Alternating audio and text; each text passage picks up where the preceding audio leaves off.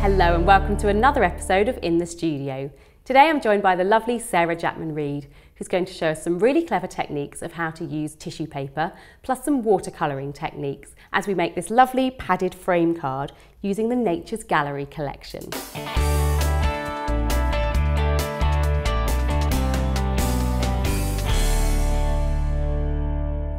Hi Sarah, welcome along today. Now, what are you going to show us today? We're going to make this frame card. It's basically made out of 2 square card blanks. Oh wow, that's clever. And it looks tape. Very complicated. Yes, it's just a little bit three-dimensional. So what I've done is cut a card. Obviously this is the card blank for the base. Okay. I've cut out another one. I've cut out a square in the middle. Okay. And I've also cut some strips of card from the other piece. These are 2.5 centimetres wide. Okay. And that's going to form the base of our frame. Ah, okay, right. So I've got those onto here. 18mm 3D foam tape and 9mm foam tape for this. Okay, right. So I'm going to put a layer across there.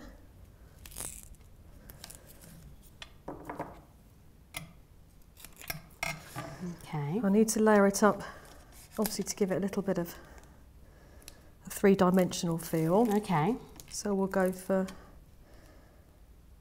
2 lengths of the wider tape.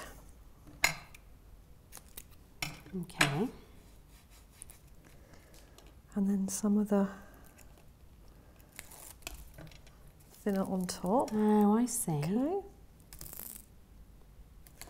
So it just gives us that little bit of depth. Oh, I've got you. And that's going to give us that sort of dome, just to give it a look of a sort of a little frame.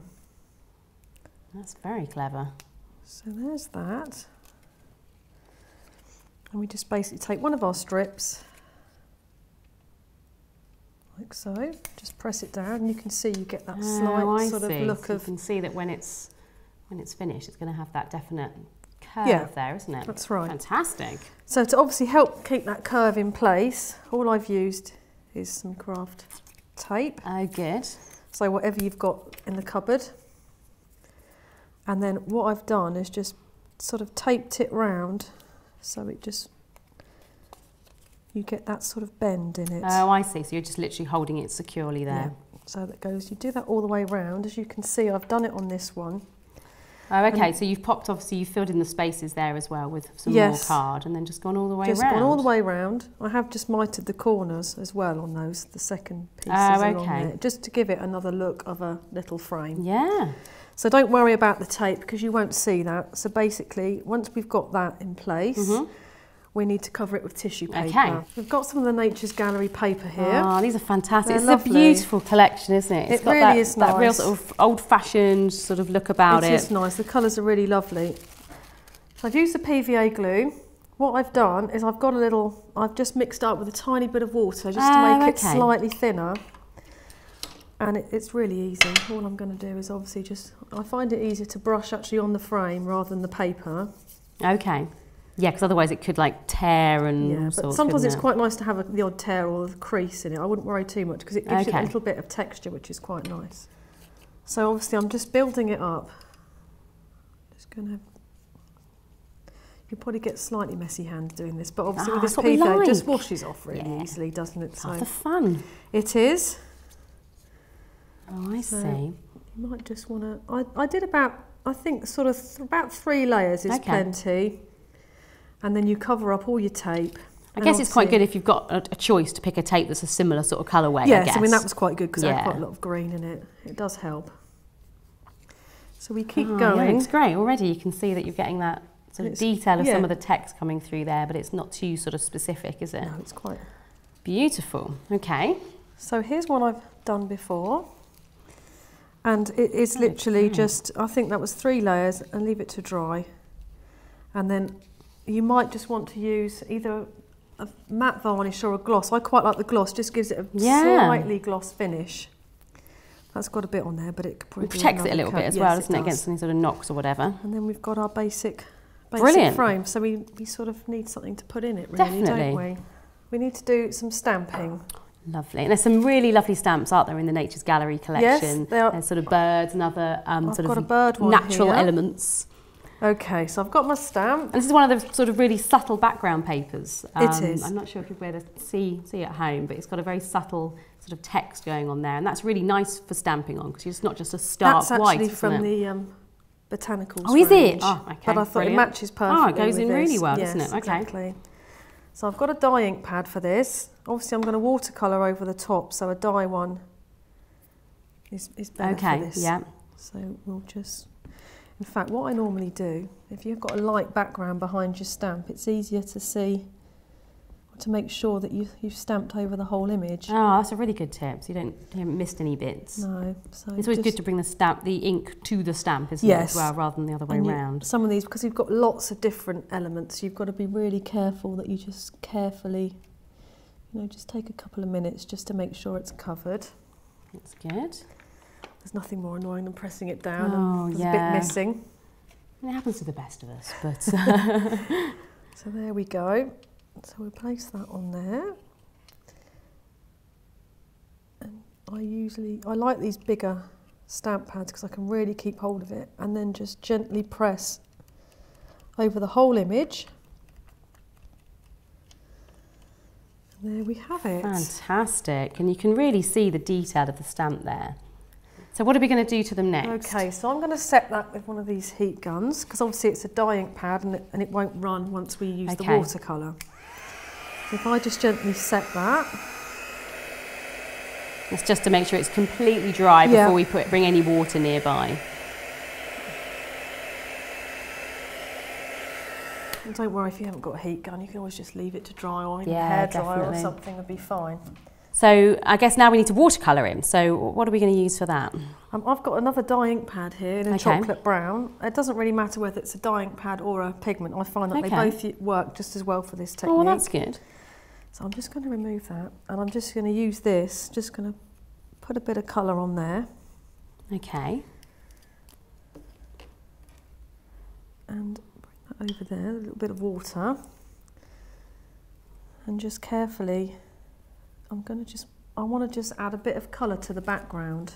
Oh, that's interesting. Because the thing you'd expect would be to watercolour the actual birds, but this is makes them really stand out. Well, yes, I think because they are so delicate, they don't really need anything else. No. So I do a little bit at a time. So you just pick up a bit of colour and just perhaps go round one small area. Okay.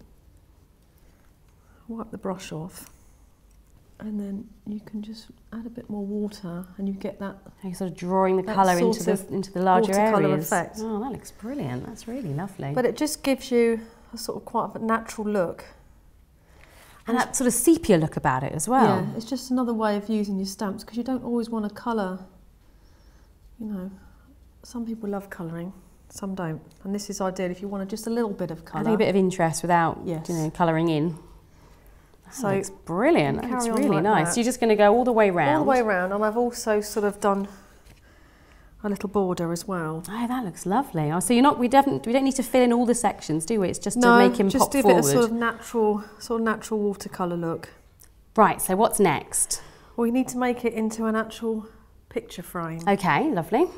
So first of all, let me just move that out of the way. We'll finish with that. I've got a bit of acetate here. Okie-doke. Just going to attach that to the back of the frame. Should we pop him over here? There we go. Yeah, that'll be easier.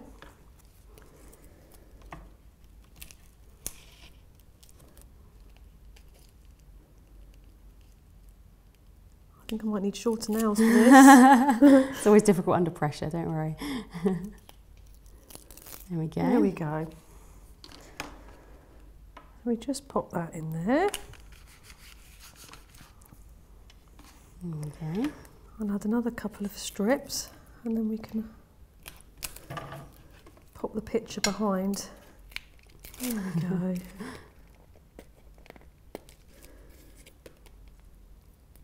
That's it. Okay. And then I'll just place that over the top.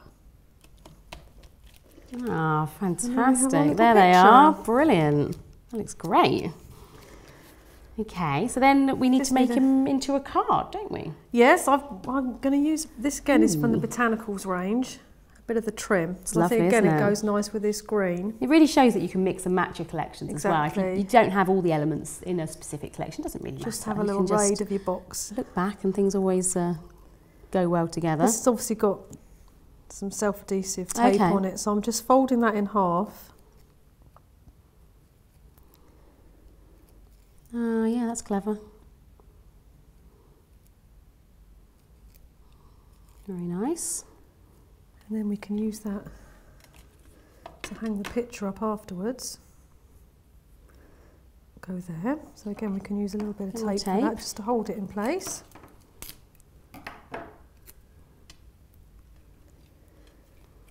Because you won't see this. Well done, you're doing sterling work there.